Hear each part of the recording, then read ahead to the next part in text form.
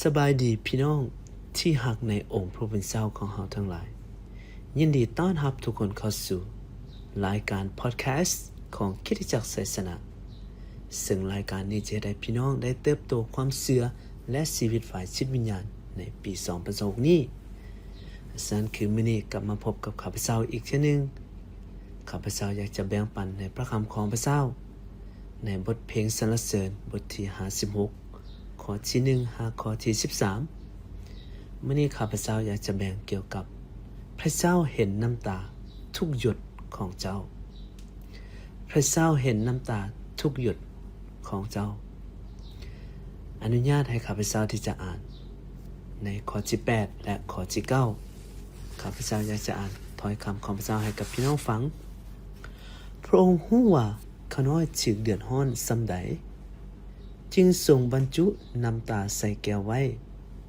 น้ำตาของข้าน้อยได้ฉึกบันทึกไว้ในปึ่มบัญชีของพระองค์แล้วบ่แม่นหรือมือที่ข้าน้อยห้องหาพระองค์นั้นศัตรูจะถอยหนีไปและรู้ได้ว่าพระเจ้าอยู่ฝ่ายข้าน้อยแล้วนี่คือพระคำของพระเจ้าที่มาถึงพวกเราเมื่อทุกคนอยู่ในที่นี้ในเพลงสรรเสริญบทที่56นี้เราจะรู้เรื่องราวว่ามันเป็นไปมาแนวใดเราจะต้องกลับไปอ่านเบิ่งอยู่ใน1สมุเอลบทที่21ข้อที่1หาข้อที่15ในเพลงสรรเสริญบทที่56นี้เป็นเรื่องราวของกษัตริย์ดาวิดที่ได้เขียนในช่วงที่ถูกคนฟิลิสเตียนไล่จับจะฆ่าดาวิดและในสถานการณ์แนวนี้เป็นสถานการณ์แบบนี้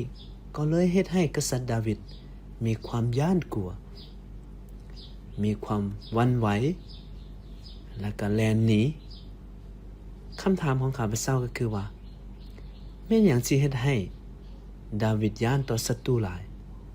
แม่นหยังสิเฮ็ดให้เราได้แล่นหนีจากพวกฟิลิสเตียนเนาะเฮาสิกลับไปเบิ่งนํกันอยู่ในข้อที่1หาข้อที่2กษัตริย์ดาวิดได้เว้าแนวใดว่าข้าแต่พระเจ้าขอทรงโปรดเมตตาข้าน้อยเพราะถูกศัตรูโจมตี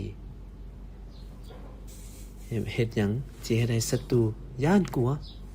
เพราะศัตรูโจมตีดาวิดศัตรูคอยโจมตีเราอยู่ทุกวันเวลาศัตรูข่มเหงเราตลอดเวลาจึงเฮ็ดให้ดาวิดมีความย้านกลัวเพราะศัตรูลิ้นงานเราอยู่ทุกรูปแบบข่มเหงเราอยู่ตลอดเวลาดูถูกดาวิดนี่คือสิ่งที่เราเห็นอยู่ในข้อที่2ก็ได้ว่าคู่ต่อสู้ของข้าน้อยก็โจมตีอยู่ทุกวันมีด้วยกันหลายคนที่ต่อสู้ข้าน้อยอยู่พี่น้องถ้าหากว่าเฮาเป็นกษัตริย์ดาวิดข้าพเจ้าก็คือว่าเฮาก็สิแล่นหนีคือกันมีศัตรูมีคนที่บ่หวังดีในชีวิตของเฮาก็คือสิย้านไปแหละเปิดพี่น้องเนาะแล้วอยู่ในข้อที่3เราก็ได้ว่าข้อที่3กับข้อที่4โอ้พระผู้ทรงฤทธิ์องค์สูงสุดเอ๋ยเมื่อย่านกลัวข้าน้อยก็ไว้วางใจในพระองค์อยู่ในพระเจ้าความย่านก็หมดไปข้าน้อยยกย่อสรรเสริญพระองค์สำหรับสิ่งที่พระองค์ได้ทรงสัญญาเมื่อไว้วางใจในพระองค์ข้าน้อยจะบ่ย้านมนุษย์ละล่าเฮ็ดหยังให้ได้แด่พอทำอิฐที่ข้าพเจ้าอยากจะแบ่งปันให้กับพี่น้องคือจงมีความเชื่อและไว้วางใจในพระเจ้าพี่น้องเมื่อดาวิดถูกไล่ฆ่าโจมตีแต่ดาวิดมีความเชื่อและไว้วางใจในพระเจ้านี่คือความเชื่อของดาวิดเราไว้วางใจในพระองค์ว่าพระองค์จะเป็นผู้ที่จะช่วยเราได้เรามั่นใจในพระเจ้าเราเห็นในพระองค์เราเชื่อมั่นในพระเจ้าอยู่ในข้อที่4บอกว่าข้าน้อยก็ไว้วางใจในพระองค์อยู่ในข้อที่3ข้าน้อยไว้วางใจในพระองค์เราไว้วางใจในพระเจ้าพี่น้องนี่คือสิ่งที่สำคัญ เมื่อที่เราเจอกับความย้านอุปสรรคปัญหาในชีวิตของเราสิ่งทำอิฐที่เราจะเฮ็ดก็คือเรามีความเชื่อและไว้วางใจในพระเจ้าว่าปัญหาอุปสรรคหรือสิ่งต่างๆจะเฮ็ดหยังเราบ่ได้เอเมนอยู่ในข้อที่4เราบอกอยู่ในพระเจ้าพี่น้องอยู่ในพระเจ้าอันนี้คือสิ่งที่ข้าพเจ้ามักแล้วเราบอกว่าอยู่ในพระเจ้าบ่แม่นอยู่ในมนุษย์บ่แม่นอยู่ในวัตถุสิ่งของ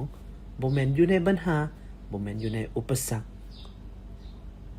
อยู่ในพระเจ้าความย้านก็หมดไปนี่คือพระคำของพระเจ้าพี่น้องอยู่ในพระเจ้าความย้านหมดไปมื้อนี้ข้าพเจ้าเชื่อว่าพี่น้องเมื่อเราอยู่ในอ้อมแขนพระเจ้าเมื่อเราอยู่ในพระเจ้าความย้านของเราก็จะหมดไปเอเมนพระองค์ทรงรู้พระองค์ทรงเห็นเราและให้พวกเราที่จะสืบต่อที่จะไว้วางใจในพระสัญญาของพระเจ้านั่นคือพอยตัวทำอิฐกษัตริย์ดาวิดมีความเชื่อและไว้วางใจในพระเจ้าตัวที่สองสิ่งที่เราเห็นก็คือว่าพระองค์ทรงห่วงใยชีวิตของดาวิดพระองค์ทรงห่วงใยและพระองค์ทรงเห็นน้ำตาอยู่ในข้อที่8ข้อที่9บอกว่าพระองค์รู้ว่าข้าน้อยถึกเดือดร้อนส่ำใดจึงทรงบรรจุน้ำตาใส่แก้วไว้น้ำตาของข้าน้อยได้ถูกบันทึกไว้ในปึ่มบัญชีของพระองค์แล้วบ่แม่นหรือเมื่อที่ข้าน้อยห้องหาพระองค์นั้นศัตรูจะถอยหนีและฮู้ใดเพราะพระเจ้าอยู่ฝ่ายข้าน้อยแล้วเขาจะเห็นคำอธิษฐานการกระทำพระองค์ทรงฮู้และพระองค์ทรงเห็นในชีวิตของกษัตริย์ดาวิดพี่น้องเราจะพบกับปัญหาในชีวิตแต่พระองค์ทรงห่วงใยเราในมื้อที่เจ้านอนอยู่คนเดียวในมื้อที่เจ้าห้องไห้อยู่คนเดียวในมื้อที่เจ้าเสียใจอยู่คนเดียวพระเจ้าเห็นน้ำตาของเจ้าพระองค์ทรงเสร็จน้ำตาทุกหยดของเจ้าในมื้อที่เจ้ากังวลในมื้อที่เจ้าบ่มีผู้ใดที่พึ่งพาพระองค์ทรงห่วงใยพระองค์ทรงเสร็จน้ำตาของเจ้าเอเมนมื้อนี้ข้าพเจ้าอยากจะหนุนใจพวกเรา2อย่างว่าให้เราที่จะไว้วางใจในพระเจ้าให้เราที่จะเชื่อมั่นในพระองค์ในข้อที่11ข้าพเจ้าอยากจะปิดว่าเมื่อไว้วางใจในพระเจ้าข้าน้อยจะบ่ย้านมนุษย์ละล่าเฮ็ดหยังให้ได้เด้มนุษย์จะบ่เฮ็ดหยังศัตรูปัญหาอุปสรรคเมื่อเรามีความเชื่อความไว้วางใจในพระเจ้าพระองค์ทรงห่วงใยพระองค์ทรงเห็นน้ำตาทุกหยดในชีวิตของเราเอเมนร่วมใจกันอธิษฐานพระเจ้าบิดาพระลูกสรรเสริญแด่พระองค์ขอบคุณพระองค์ที่พระองค์ทรงเห็นน้ำตาของพระลูกในเมื่อที่พระลูกทอดทิ้งในเมื่อที่พระลูกมีความย้านกลัวแต่พระเจ้าทรงเห็นน้ำตาพระลูกด้วยขอบคุณพระองค์พระเจ้า